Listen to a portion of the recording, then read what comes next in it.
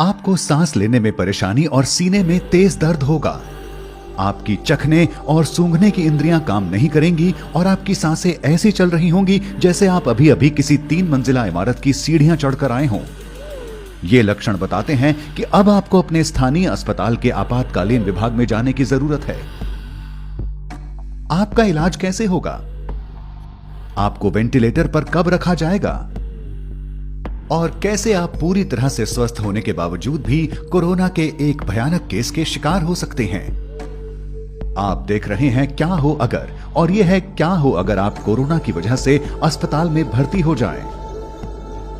जल्दी करने से पहले अपने डॉक्टर को कॉल करें या अस्पताल जाकर अपने लक्षण बयान करें।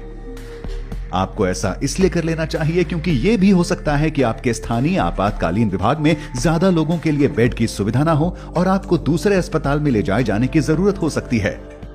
या हो सकता है कि आपके लक्षणों को इतना गंभीर ना समझा जाए कि उसके लिए अस्पताल की जरूरत हो। तो बेहतर यही होगा कि एक बार फोन पर जानकारी ले लें। लेकिन एक बार भर्ती होने पर नर्स आपकी कोरोना की जांच करेंगी। ज्यादातर मरीजों के खून के नमूने लेने के बाद उनकी कई जांचें की जाएंगी। इसके बाद डॉक्टर आपके फेफड़ों की आवाज सुनेंगे और फिंगर मॉनिटर के जरिए ये देखेंगे कि शरीर में ऑक्सीजन का स्तर कितना है। ये क्यों किया जाता है? क्योंकि अगर आपको कोविड-19 की गंभीर समस्या हो चुकी है तो शरीर में ऑक्सीजन कम होने लगेगी। चूंकि इससे आपके अहम अंगों को जानलेवा खतरे हो सकते हैं, इसलिए आपको 2 पतली नलियों के जरिए ऑक्सीजन दी जाएगी। ये नलियां या तो सीधी या मास्क के जरिए आपकी नाक तक जाती हैं। इसके बाद आपके सीने का एक्सरे या सीटी स्कैन किया जाएगा ताकि डॉक्टरों को इसकी जानकारी मिल जाए कि आपके फेफड़ों के किन हिस्सों में जलन की समस्या है। एक सीटी स्कैन या कंप्यूटराइज्ड एक्सियल टोमोग्राफी एक ऐसी जांच है जिसमें एक्सरे और कंप्यूटरों के जरिए बगैर किसी दर्द के आपके शरीर की क्रॉस सेक्शनल छवि मिलती है। सीटी स्कैनर एक बड़ी चौकोर या गोल एक्सरे मशीन होती है जिसके बीचों बीच एक गोलाकार टनल होता है। यहां से डॉक्टर आपके सीने को देख पाते हैं। आपके सीटी स्कैन के दौरान आपको एक टेबल पर लिटाया जाता है। ये टेबल धीरे धीरे टनल से गुजरती है। गैंट्री नाम की एक बड़ी रिंग आपके शरीर के इर्द गिर्द घूमती है। इसमें एक ऐसी ट्यूब होती है जिससे एक्सरे किरणें निकलती हैं और एक डिटेक्टर जिससे शरीर में रेडिएशन का पता लगाया जाता है। गैंट्री के घूमने से ये किरणें अलग अलग एंगल से आपके शरीर की तस्वीरें लेती हैं। फिर ये सारी सूचना कंप्यूटर तक जाती है जहां आपके फेफड़ों के 3D मॉडल की तस्वीर तैयार होती है। इससे डॉक्टर आपके कोरोना संक्रमण की गंभीरता तय कर पाते हैं। जब आपके डॉक्टर के पास आपके कोरोना संक्रमण से जुड़ी सारी जानकारी आ जाती है, तब आगे का इलाज किस तरह से किया जाता है? कुछ मरीजों को एंटीबायोटिक दिया जा सकता है। यह दवा सीधे कोरोना से नहीं लड़ती, लेकिन इस दिशा में कारगर हो सकती है कि आपके फेफड़ों में कोई दूसरा बैक्टीरियल संक्रमण ना हो।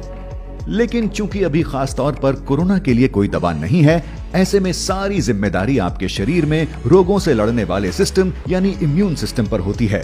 ऐसे में आशा यही है कि आपका शरीर वायरस से लड़ पाए और ये कि ऑक्सीजन थेरेपी और देखभाल आपके लिए कारगर साबित हों। अगर सब कुछ सही दिशा में जाता है तो आपका रोगों से लड़ने वाला सिस्टम धीरे धीरे वायरस को मार सकने जितने एंटीबायोटिक पैदा कर लेगा। लेकिन क्या हो अगर आपकी स्थिति और खराब होने लगे? ऐसे में हो सकता है आपको सांस लेने में दिक्कत, बुखार, तेज सर दर्द और उल्टी आने जैसी स्थिति का सामना करना पड़े। अगर खून में मौजूद ऑक्सीजन का स्तर ज्यादा गिरने लगता है, तब डॉक्टर आपके इलाज में तेजी लाते हुए आपको हाई फ्लो नेजल ऑक्सीजन पर रखेंगे। इसका मतलब ये हुआ कि एक मशीन आपके शरीर के तापमान के अनुसार साफ हवा को आपकी नाक में धकेल रही होगी।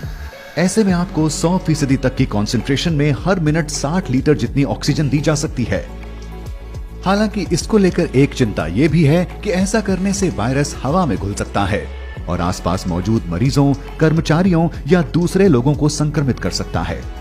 इस खतरे से बचने के लिए कुछ अस्पतालों में नेगेटिव दबाव वाले कमरे होते हैं। ये अलग थलग बनाए गए ऐसे कमरे होते हैं जो एक खास तरह के वेंटिलेशन सिस्टम से लैस होते हैं। यहाँ की हवा उल्टे दबाव के चलते कमरे से बाहर नहीं जाती। इस हवा को यहाँ से एक फिल्टर सिस्टम के जरिए बाहर कर दिया जाता है। अफसोस इस बात का है कि हर अस्पताल में ऐसे कमरों की सुविधा नहीं होती। अगर हाई फ्लो नेजल ऑक्सीजन का तरीका काम नहीं करता, तब डॉक्टर आपकी जान बचाने की आखिरी कोशिश करते हुए आपको मैकेनिकल वेंटिलेशन पर रखेंगे। आपको आईवी के जरिए दवाइयां दी जाएंगी। मैकेनिकल वेंटिलेशन का पहला चरण एंडोट्रैकियल इंट्यूबेशन होता है। आपके सोने के बाद आपके डॉक्टर लैरिंगोस्कोप नाम के एक उपकरण का इस्तेमाल करेंगे। ये उपकरण एंडोट्रैकियल ट्यूब को उसकी सही जगह तक पहुंचाता है। डॉक्टर आपके सर को पीछे की ओर झुकाएंगे और लैरिंगोस्कोप को आपके मुंह के जरिए गले तक पहुंचाएंगे। यहां इस बात का खास ध्यान रखा जाता है कि ये आपके दांतों के संपर्क में ना आए। आपके डॉक्टर इसके बाद धीरे धीरे आपके एपिग्लॉटिस को उठाएंगे। ये आपके लैरिंग्स की रक्षा करने वाला हिस्सा होता है।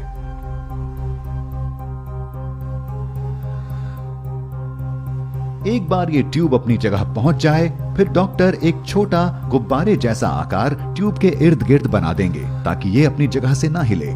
इसके बाद वो लैरिंगोस्कोप को हटाएंगे और ट्यूब को आपके मुंह के कोने में चिपका देंगे।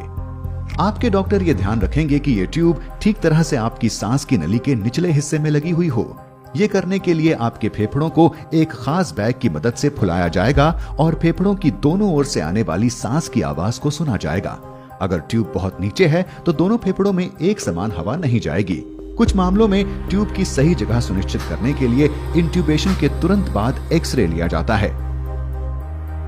एक बार ये एंडोट्रैकियल ट्यूब अपनी सही जगह पर लग जाए, फिर आपके डॉक्टर इसे मैकेनिकल वेंटिलेटर से जोड़ देंगे, जहां एक खास तौर से डिजाइन किया पंप होता है। इस पंप के जरिए आप ऑक्सीजन की भरपूर मात्रा वाली हवा अपने फेफड़ों में लेते हैं और कार्बन डाइऑक्साइड को छोड़ पाते हैं। शरीर में ऑक्सीजन और कार्बन डाइऑक्साइड के स्तर पर नजर रखी जाती है ताकि यह सुनिश्चित किया जा सके कि वेंटिलेटर ठीक तरह से काम कर रहा है। तो अब आप सो रहे हैं और एक मशीन आपकी सांसों का ख्याल रख रही है। इस पड़ाव पर आपके बच पाने की कितनी संभावना है? बदकिस्मती से US agency for international developments emerging pandemic threat program के पूर्व हेड और संक्रमित बीमारियों के जानकार डॉक्टर डेनिस कैरल का मानना है कि वेंटिलेटर पर पहुंचे कुल कोरोना मरीजों में से केवल 1/3 ही जिंदा बचे रह पाते हैं। वेंटिलेटर का ज्यादा लंबे वक्त तक इस्तेमाल भी एक मरीज के लिए घातक साबित होता है। तो अगर आप इन हालातों में बचे रह जाते हैं, आपके लिए आगे का रास्ता अब और भी लंबा होने वाला है। इस बीमारी के फैलने के शुरुआती दिनों में कुछ अस्पतालों ने शुरुआती इलाज के दौरान ही मरीजों को वेंटिलेटर पर रखा था। इसके पीछे की वजह यह भी थी कि ऐसे इलाज से वायरस को हवा में फैलने से रोका जा सकता है। अब जब शोध के लिए कोरोना के कई मामले हमारे सामने हैं, स्वास्थ्य जानकारों की कोशिश है कि वो अलग अलग तरह की सांस संबंधी दिक्कतों के लिए दिशा निर्देश जारी कर पाएं और ये बता पाएं कि किन मामलों में वेंटिलेटर का इस्तेमाल किया जाना है। इनमें कुछ ऐसे निर्देश शामिल हैं, जैसे मरीज को पेट के बल लिटाना, इसे प्रोन पोजिशनिंग कहा जाता है। माना जा रहा है कि इससे फेफड़ों तक पहुंचने वाली ऑक्सीजन की मात्रा को बढ़ाया जा सकता है। तो ये सब जानने के बाद क्या वजह है कि ये वायरस कुछ लोगों में केवल एक छोटी सी बीमारी बनता है, लेकिन कुछ लोगों के स्वस्थ होने के बावजूद ये उनकी मौत की वजह तक बन जाता है? ऐसे मामलों के लिए यह कहा जा सकता है कि बड़ा नुकसान रोगों से लड़ने वाले सिस्टम के कमजोर होने से होता है, न कि खुद वायरस से। सीधे शब्दों में, जब आपके शरीर के किसी सेल को किसी बाहरी खतरे या वायरस का अंदेशा होता है, तो वो सबसे पहले खुद को खत्म कर लेता है। ऐसा इसलिए कि वो बाकी सेलों तक ये संक्रमण पहुंचने से रोक पाए और आपकी रक्षा कर सके। ऐसा इसलिए हो पाता है कि आपके इम्यून सिस्टम के सेल यानी मैक्रोफेजेस सिग्नल देने वाला एक छोटा प्रोटीन छोड़ते हैं जिसे साइटोकाइन कहा जाता है।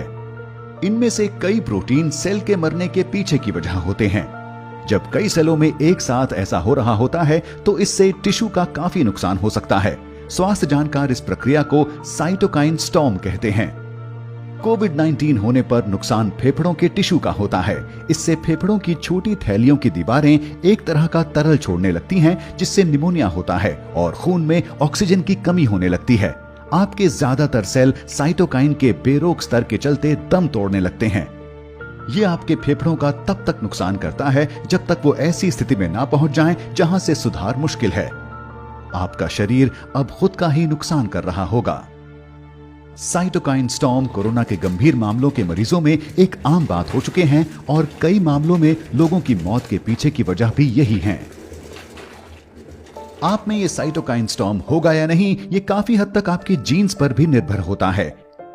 H1N1 फ्लू वायरस के मरीजों में ये पाया गया है कि जिनमें ये साइटोकाइन स्टॉर्म आया वो काफी हद तक जेनेटिक कारणों से था।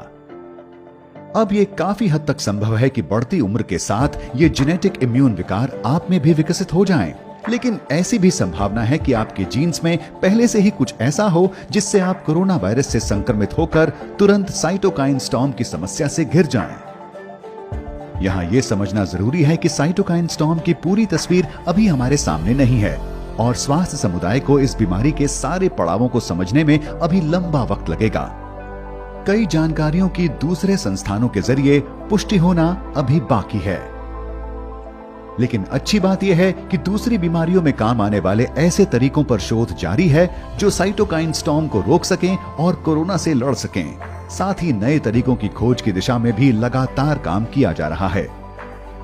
मौजूदा वक्त में ऐसी सैकड़ों दवाइयों पर खोज जारी है जो कोरोना से लड़ाई में काम आ सकती हैं।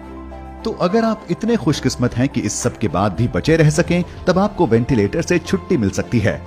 आपको शायद बहुत ज्यादा थकान महसूस हो, लेकिन अब आपको अस्पताल के आम वार्ड में रखा जाएगा।